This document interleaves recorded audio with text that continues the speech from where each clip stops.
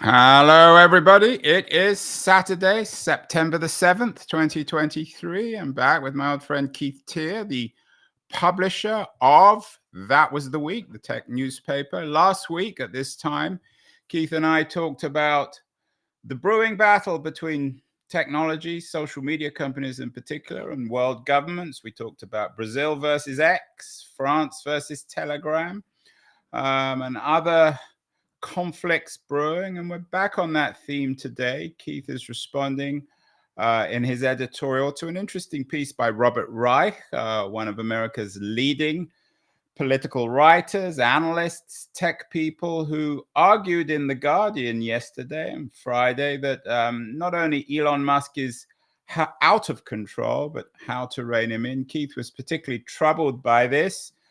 Because one of the points that Reich made was that sometimes foreign governments should at least threaten to arrest Musk. So Keith's created some AI art, which presents Musk as a kind of superhero with a lot of small police. Keith, you were profoundly offended. If you wanted to press, I don't know if it's Robert Reich was trying to press your button, but certainly this brought out all your libertarian anger, this piece, didn't it?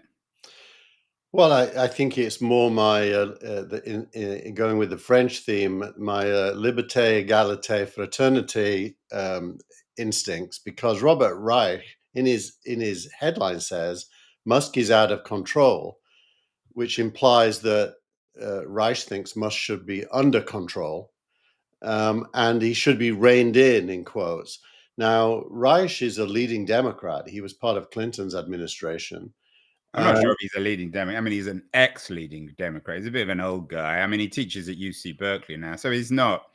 He does. He's not exactly close to the current powers that be within the Democratic Party, but he certainly represents a tradition within the party. Yeah, a bit like Kissinger in the Republican Party.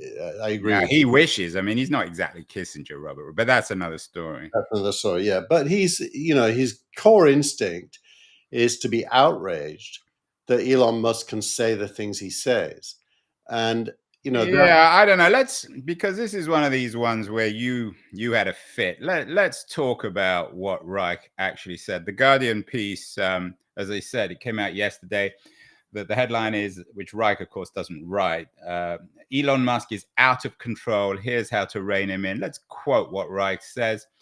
And he wrote, Elon Musk is rapidly transforming his enormous wealth. He's the richest person in the world. Again, no arguments there. Into a huge source of unaccountable political power that's now backing Trump and other authoritarians around the world. Would you object to that, Keith? Yeah, well, he is the richest man. So let's go back. Let's deal with it point by point. He's the richest man in the world. You can't ask me a question and then keep talking. Okay, go on. Unaccountable. Musk is a citizen, right? He's rich, yes. He's a citizen. Citizens are not meant to be held accountable for what they say other than by the law. If he breaks the law, that's a different thing. But the idea that a citizen should be accountable is not a democratic idea. Well, let's go on and let's deal with X, because I think that's the core of the issue. Musk owns X, formerly known as blah, blah. He publicly endorsed Trump last month. No arguments there. And he's been, and this week there was the news that Trump and Musk have floated the idea of governing together if Trump wins a second term. He's outraged. I mean, Reich is clearly on the left. I mentioned earlier, Keith, that in a way Musk has become the 2020s version of Rupert Murdoch, the man that the left hates. Is there a difference between Musk and Murdoch? There's a huge difference, but there's also some similarities. They're both hated by roughly the same groups. They both offend the sensibilities of what used to be the left, but I think today is more like the kind of control-seeking, probably well-intentioned, but control-seeking former left. And they both were rich. So you're the real left. Is that your argument? They both control media. And are you the real left still? Do you still have the spirit of the left in you? we should probably have a longer conversation about what the meaning of left and right is. Because do you feel you still have that I, spirit of the I left in contrast with Bry? no, I'm prepared to abandon the label left to the control seekers and try to find a new label. So coming back to Murdoch, it seems to me the big difference is that Murdoch owned obviously, newspapers, television stations, whereas, of course, uh, Musk owns X. Are there different, when it comes to rights use of accountability, are there different responsibilities if you own a social media platform versus a newspaper or a TV network? I think the core of answering that is to do with whether editorial control is a significant difference. Clearly, Murdoch had editors who were in control, and he could call them and tell them things, and they would mostly listen to him. And therefore, yeah, I do think that there's some, there are some rules, but newspapers do enjoy rights. And certainly, as long as they don't break the law, the state keeps out of their business, except in authoritarian states. Yeah, and of course, The Guardian, which Reich wrote his piece, doesn't hide its own politics. It's clearly a paper on the left, although it's a non-profit owned by a trust. Do you think that, I mean, when Musk acquired X, well, at the time it was known as Twitter, when he acquired it, his politics were, I don't know whether they were still forming or hidden.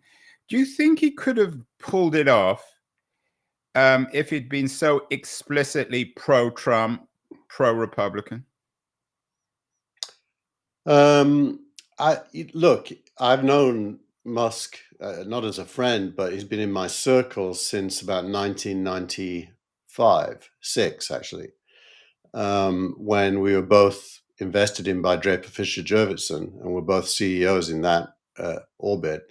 He's quirky. I mean, I don't think he is political, actually. Yeah, but you didn't answer my question. Well, I he think is political. I no, don't think you can argue with Reich's point that he's clearly positioning himself, for better or worse, with Trump. I mean, there's nothing illegal about that. But do you know this what I week mean? he talked about working with Trump on an innovation initiative. Andrew, when I say he isn't political, do you know what I mean by that? I don't mean he doesn't make political statements. I mean his motivation. He's not a coherent political person. He doesn't have a worldview that evolves in a linear fashion through experience like normal political people. He's kind of a one-off statement guy. And by the way, influential. One of your pieces is entitled "Elon Musk is an influential idiot." Would you agree with that? Certainly, that does describe many of the things he does. Other things when he talks about SpaceX or Tesla, he's not an idiot. So it's nuanced, isn't it? I mean, in that sense, is he that different from, say, Trump, who doesn't really ever particularly changes his mind all the time? I mean, it seems like very similar to Trump. I know. So whatever. I mean, I use the word political. I mean, maybe this is again a semantic issue. He's interested in politics. He certainly committed his name and his resources to the Trump and the Republican Party at the moment. Could he have got away with that if he'd been so explicitly pro-Trump when he was trying to buy X? Do you think he could have done it? Well, look, I think he could have, because it's all about money. I mean, if you can pay 44 billion, you can do it. No, even if you're the devil. So, and by the way, I think characterizing Musk is a kind of a fool's errand. It almost doesn't matter, does it? Because the real discussion isn't what is Elon Musk. The real discussion is, should Elon Musk be arrested by foreign governments because of things he says? And I think we both would agree the answer to that is no. Well, it depends what he says. And I mean, if your presentation of if your presentation of Musk is that he's not a real, he just says whatever he thinks at the moment, and he's not a real person, then he can do it. Aren't you giving him carte blanche to say anything, because you shouldn't take him particularly seriously? He clearly is on the spectrum, let's say. Yeah. And so, you wouldn't expect Musk to become your financial advisor, your banker, your therapist, because he's a non-linear thinker, any more than you would let Donald Trump do those things. But you don't criminalize him for what he says. Like let's go to something I really strongly disagree with Musk about: his current obsession with immigration and his agreement with Trump that there's a correlation between immigration and crime, which is both are wrong. I disagree with him, but I'm not going to call for him to be arrested. Okay, so let's be fair to Reich, because I think you take what he says a little bit out of context. He's writing this piece that Musk is out of control. Here's how to rein him in. Here's how we, the public at least, that can control him. He has 5 things that he lists. Let's go through these, because we can talk about one of them, which is about arresting him, but let's deal with the first 2.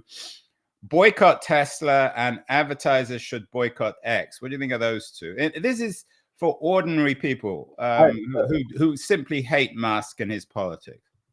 Well, I think the very concept of punishing Musk for his ideas is, a non-starter for me. But yes, it's quite possible, already happening, I'm sure. So that's legitimate. If you're troubled by the fact that advertisers boycotting X, there is a legal case right now that was just approved by a judge against some very large advertisers for conspiring to destroy the advertising base of X. So that could possibly be crossing over. Yeah, I mean, Reich's piece is to ordinary people reading in The Guardian who are going to agree with his politics and say, what can we do? The second one isn't to ordinary people. Okay, so it's advertisers boycott. There's been a lot of talk about that, whether it's effective or not. Boycotting Tesla seems, I don't know whether it will make a massive difference to Musk. So let's deal with 4 and 5, and then we'll get to the the one that really outraged you. The he has a piece about the FTC. In the US, the FTC should demand that Musk take down lies that are likely to endanger individuals, and if he does not, sue him under the Section 5 of the FTC Act. So that's specifically, I think, an X point. What do you think on that? Well, let's just read out the sentence. Musk must take down lies that are likely to endanger individuals. What the heck is that? Define that for me. What he's trying to, I guess he's trying to set, well, you would use the word censor. Some people might say control what can and can't be said on X. So, well, and read what he says underneath. Musk's free speech rights under the First Amendment do not take precedence over public interest. Well, actually, they do. Public interest includes the right to hear points of view that you disagree with. And so he's wrong on the face of it. That's just completely incorrect. Yeah, I was just in New York this week at Cybertech. We did a panel, a Yossi Vardy's event on the new world of fake and truth. It was moderated by a powerful woman from NBC News. I mean, this is a hard one, though, Keith. How to control what can and can't you say on X? I mean, that goes back to Murdoch. That's why it's more complicated, because a social network like X or Facebook is different. Yes, from the Sun newspaper or Fox News. Yeah, every single person who posts on it is their own editor. Yeah, but you can't just say anything, can you? Or are you can say anything legal. You can't do illegal things. Well, one of the pieces... That's why we have the rule of law. The rule of law defines law. And one of the pieces you have this week is from our mutual friend, Albert Wenger, one of the partners at Union Square Ventures. And he talks about approaching the freedom of speech as a fundamental human right. I mean, which I think is your position. And he also says there's 2 ways of doing it. We can also approach freedom of speech as an instrument for progress. If we do the second, then are there reasons why you can control what can and can't be said on X? I can't think of any valid reason to control anything legal on X. So you can say anything you want on X? As long as it's legal, yeah.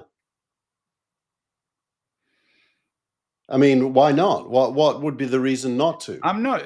So does Reich say that you're not allowed to say stuff that Well, there's illegal. I mean, it's interesting, Andrew. There's some new categories now that are not about legality. They've been created over the past few years. One of them is misinformation. The other is disinformation.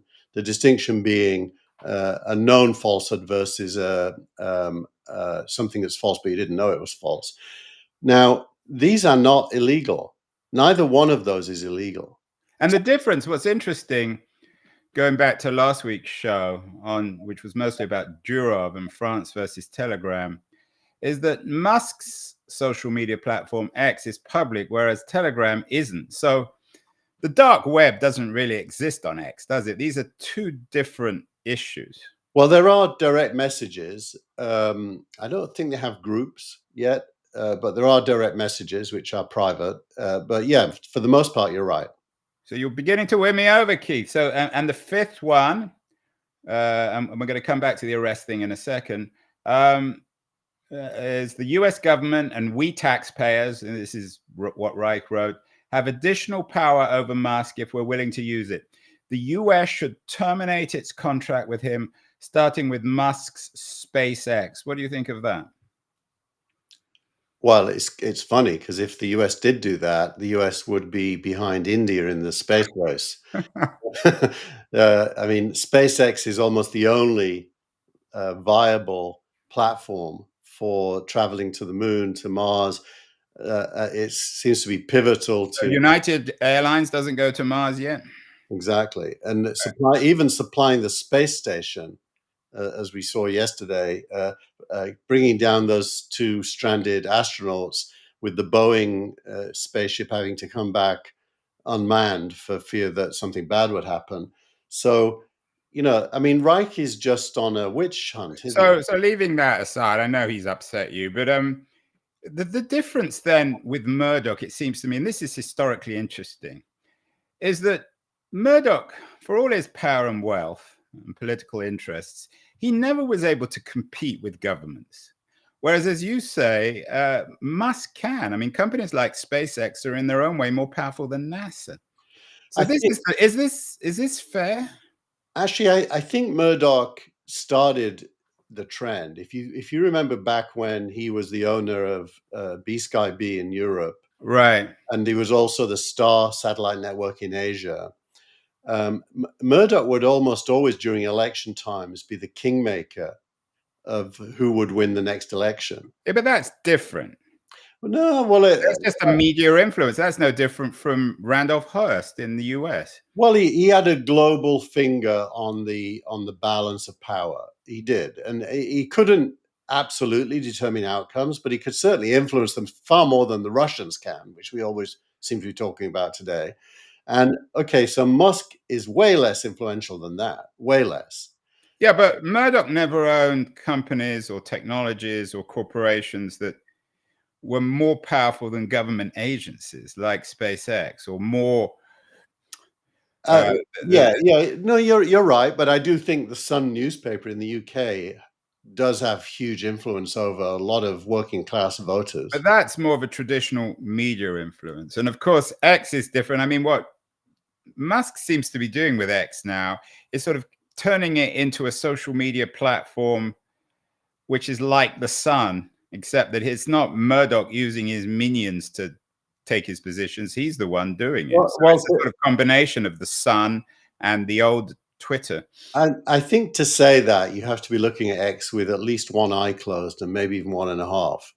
X is full of all kinds of stuff. Yeah, I actually look at it with two eyes shut. So let's come to the thing that really outraged you. At the moment, of the five, we're probably about 2 for 2, Keith. I have to admit that of these four, I think boycotting Tesla is perfectly fine. Citizens have every right. If they don't like a company, I should probably boycott Tesla. We've got 2 Teslas. I'm going to get rid of them. I'm going to burn them publicly this afternoon. Advertisers should boycott X. I agree with that. I'm not sure on. But why, Andrew? Why should they? What is it that X has done? Because you've got. I mean, if I was an advertiser, if I controlled the advertising power of Verizon or Honda, there are just Why? But why? What It's a would be the? distasteful platform. I have other options. If all there was X, I might have to use it. But I'd rather advertise on Facebook. Yeah, I but mean, why? and for me to say that I think you're burying the lead here. What is it that X has done that makes you treat it differently?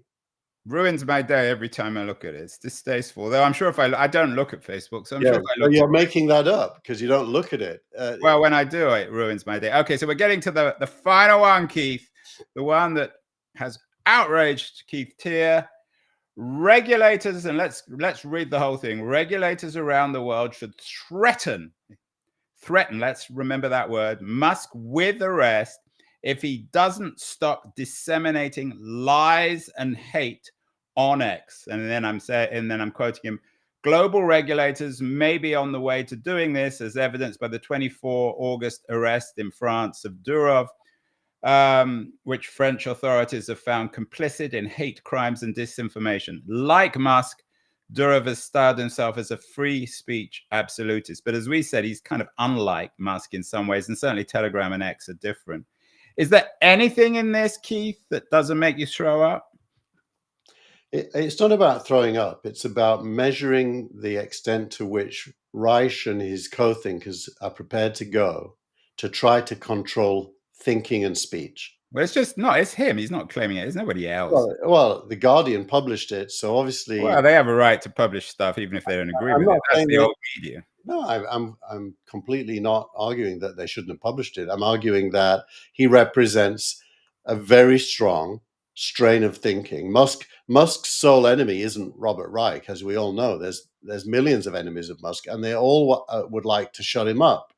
And you're not going to blame this all on the woke people, are you? Or Hamas? I don't think any of those labels are big enough to describe this.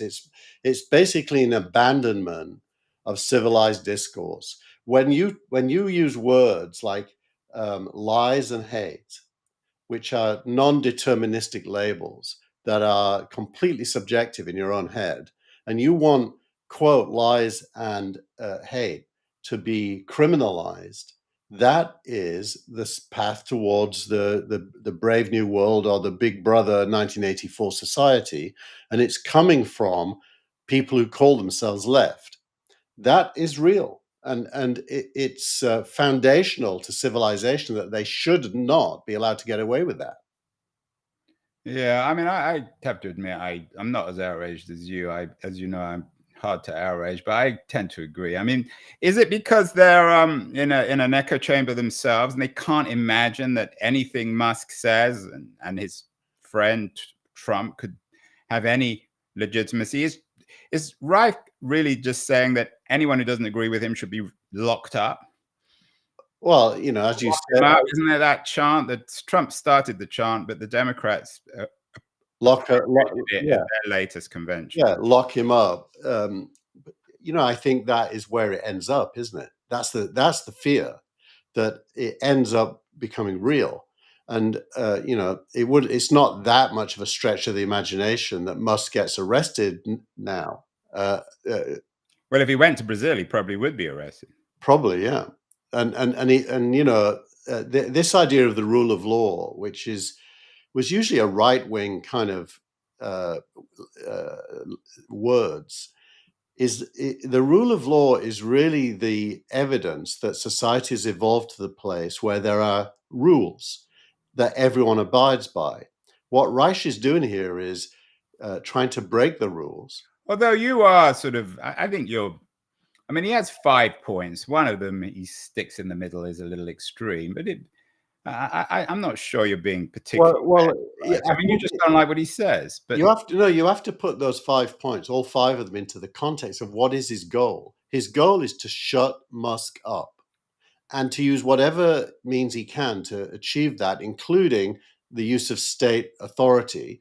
And the goal of shutting Musk up is not a goal I approve of. Yeah, I think you're probably right on that. I think Reich is wanting to shut Elon Musk up. He's out of control. He sounds like it's like a parent talking about a child. Here's how to rein him in. So I think you and I are probably in agreement on that one. I'm certainly less outraged than you. It does raise a bigger issue. The New Yorker ran an interesting piece more about the Durov case. The arrest of Telegram's founder illuminates global anxieties about social platforms. And that's true. And whilst there's a cartoonish quality, I think you're right to write. These are real issues, Keith, aren't they? Yeah, I mean, it's the rise of the masses to have a voice. That's what. Well, but it's the masses and incredibly powerful demagogues, for better or worse, like Musk. Well, Musk wears two hats on X. He wears the mask of the owner that facilitates you and me publishing stuff. He also wears the mask of a user who has opinions, and sometimes those two get confused. But in those two roles, he's and the first of the two. He's very much like Zuckerberg or the Telegram founder in the public side of Telegram, in that social media is brand new in one regard. It gives a voice to an individual, and groups of individuals can use them to organize points of view collectively. And often in some contexts, like the Iranian street uprisings of a couple of years ago, we all liked that fact. What happens is the former left hates it when social media is used to disseminate points of view they disagree with, and then Well, you're doing what Rice says. You're blanketing everyone. I'm not sure. There's lots of people on the left who agree with you. Yeah, I agree, but I don't use left anymore. I mean, left, progressive, whatever word you want to use. I mean, what's interesting is that in a way you're right, and in a way there are two things going on at the same time. You've got this radical democratization of media where anyone can open an X account and say whatever they like. On the other hand, you have the rise of these incredibly powerful political, cultural, economic demagogues like Musk and Trump, who use the platforms, but not in a particularly democratic way. I mean, it's a top heavy.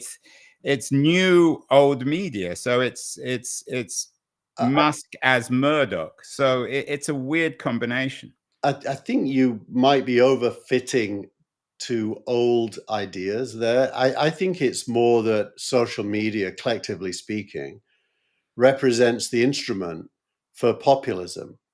And populism is when, people have a point of view that's heard. And that is normally when, as the New Yorker says, creates anxiety in global governments. Sometimes we like that. Depends which government's feeling anxious, right? We like the fact that in Russia, these platforms are allowing China or Iran. Yeah, you're right on that. What's wrong when the people have a voice in America? I mean, that shouldn't be something wrong. Yeah, I think what's happened is that people like your friend Robert Reich have become the conservatives. For better or worse. I mean, even at the Democratic Convention, there was a lot of USA, USA. The conservatives in today's political discourse, small c, are the Democrats. The Republicans, for better or worse, are the radicals. We may not like them, but they are radical, certainly more radical than the Democrats are trying to uphold a system, whereas the Republicans are trying to create a new one. And it's kind of super important. I put into the editorial, just for the record, that I'm going to vote for Kamala Harris. Why did I do that? Because it's Kamala. Did you pronounce it right, Keith? Kamala.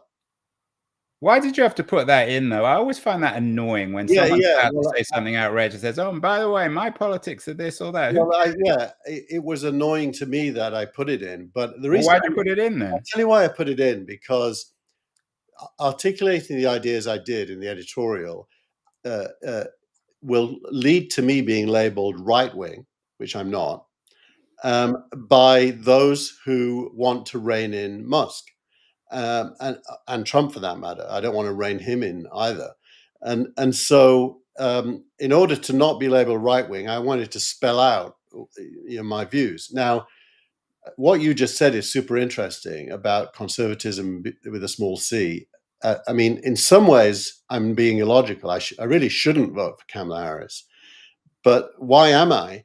Because I don't agree with anything, pretty much anything that the Republicans stand for, and I want them to lose. But that's kind of obvious. Let me revise the question. If, Keith, one of the things that Harris promised to do if she was elected would be to arrest Musk, would you still vote for her? No. Oh, so Harris, if you're watching, if you want to lose Keith's vote, then you can be interesting to see if she does get elected. I mean, you had an interesting piece also in the editorial this week about Democratic investors convincing her to get rid of your friend Lena Khan, another of your close friends. Maybe you should. What would happen if Lena Khan and Robert Reich went on a date, Keith? Oh dear, he'd be accused of child stealing. Well, if they were and a missile hit them, we'd know where to look. So, do you expect Harris to be more or less friendly to the Musks of the world? Given the fact that she's getting a lot of Silicon Valley money from people like Reid Hoffman, who clearly have their own agenda too. I think less friendly. I think it's inevitable that the trends are that we're moving to a place where owners of large successful businesses are demonized as the problem. Now you sound like Trump. I hope not. Well, we will see. Interesting. This issue is not going away. Let's get Keith to startup of the week. Very different sort of story from the Musk Reich issue. It's Covariant, which Amazon just acquired. Covariant is a robotics company. Why are they the startup of the week this week? The main reason I put it in is because it actually isn't an acquisition. It's another one of those hires, acquisitions disguised as hiring the team. So it's further evidence that in order to avoid antitrust, the large companies are using new ways of acquiring the companies they want to acquire that are not subject to an M&A process. But that's a company that raised almost $1 billion. So it's a very expensive. So are you saying they should, or are you horrified with that, or you think it's a good strategy? Well, tactically, it's exactly what I would do in the same. It's kind of obvious. Why do? Yeah. Yeah. So, but it's showing that Lena Khan's shadow is hovering over Silicon Valley. Oh, that sounds a bit of a nightmare. Is she that powerful, Keith? Lena Khan, your great foe, your antithesis? She can certainly suck a lot of time and money out of companies if you don't do things in the way Amazon just did and Microsoft did when it recently made a similar move, and Google just made a similar move as well. They're all kind of learning from each other here, in real time. But lawyers are almost as creative as internet founders in finding ways to get around problems. Would you arrest Khan? I would not. The only people I would want to arrest are criminals. What about the 5 points about Khan? Would you boycott the FTC? Should advertisers? I don't know if you can advertise on the FTC. I wouldn't do any of those things. I do what I already do, which is explain to at least my audience why she's wrong, and hope that little by little the world realizes that. I mean, the fact that sponsors of the Democrats are asking Kamala Harris to fire her is kind of interesting. So I think, in all seriousness, we should, because Reich's point about boycotting Tesla and boycotting X, I think we should start thinking seriously, Keith, about you've got the X of the week from the startup guy. Can't we have a better title? I mean, can it be social media post of the week? Well, I don't want to be. I mean, you may like Musk. I don't like him. Can't we promote another social media? Can't we just promote social media? The only place where interesting things are said is on X, precisely because it's so. Well, you probably because you don't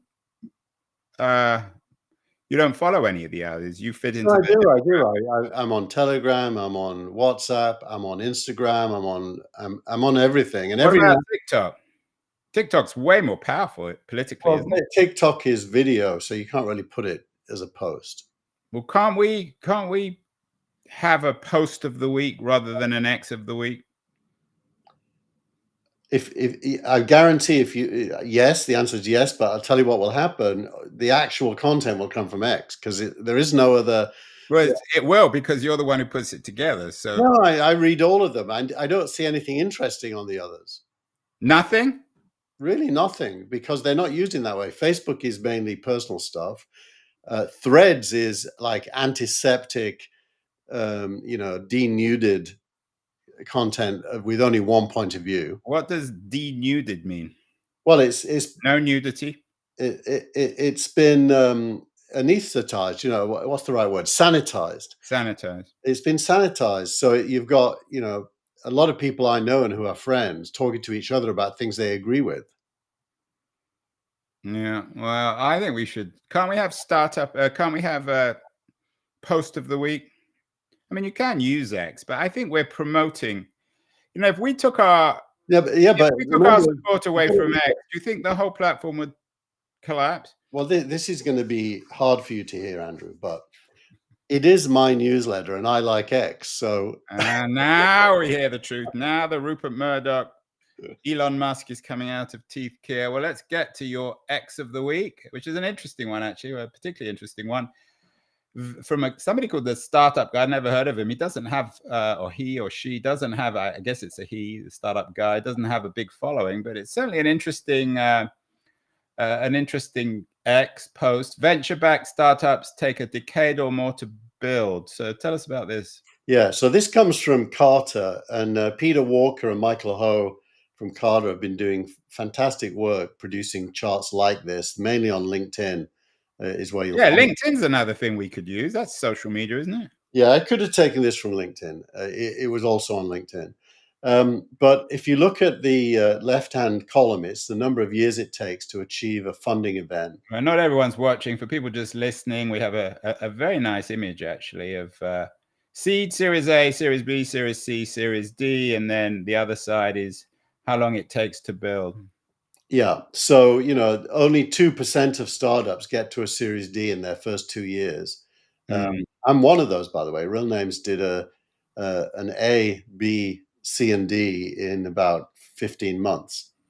And so when things really take off, that's what happens. But this is a very good way of thinking about the power law of venture capital, because the ones that do it faster are the ones that grow value quicker. So what all this is really saying, this chart, and for those listening and not seeing, 26%, 38% actually if you do the bottom two, or 52% if you do the bottom three, take more than 8 years to get to a Series D. You've got to be patient. Is that what you're saying? Well, some ideas take time, especially if hardware is involved, or global growth is involved, or if it's enterprise, they take time. Other ones, especially consumer and mobile, can happen super quick. And the chart kind of shows that. And it's saying to a founder, don't do a startup unless you're prepared to spend the next 10 years on it. Although, given your startup of the week, Covariant and the Amazon acquisition, it might be better if the company's taken off the table for everybody. Well, it's often, the only way to get cash out of a startup is to sell it or IPO it. It's very rare for there to be any other method, like dividends from revenues is not a thing in startups. So how many startups get bought or IPO is well under 10%. So, by definition, 90% of startups that attract venture capital don't ever pay out. That's the name of the game. That's why indexing is so important. And there's a couple of articles this week about indexing, one by Rob Hodgkinson from SignalRank. What's SignalRank, Keith? SignalRank is the next big I haven't heard of that one. Next big thing, Andrew. Next big thing. So anyone who wants to invest, go into SignalRank. Keith, what's the chances next week of we had Durov arrested last week. Robert Reich calling for Musk's arrest this week. What's the chances next week that Musk will be arrested? I think he has a bit of a martyr complex. I wouldn't be surprised if he chose to travel to Brazil to be arrested. It would actually give him a bit of a thrill. He could X from jail in Brazil. Yeah, I think Musk has that third voice in his head where he's actually playing a character called Elon Musk, and he does things for the audience, and that means anything's possible because it depends where his brain takes his character. Well, Elon, if you're watching today, please go to Brazil. Give something. It will outrage Keith. Give us something to talk about next week. Keith, have a great week. And we will be back with that.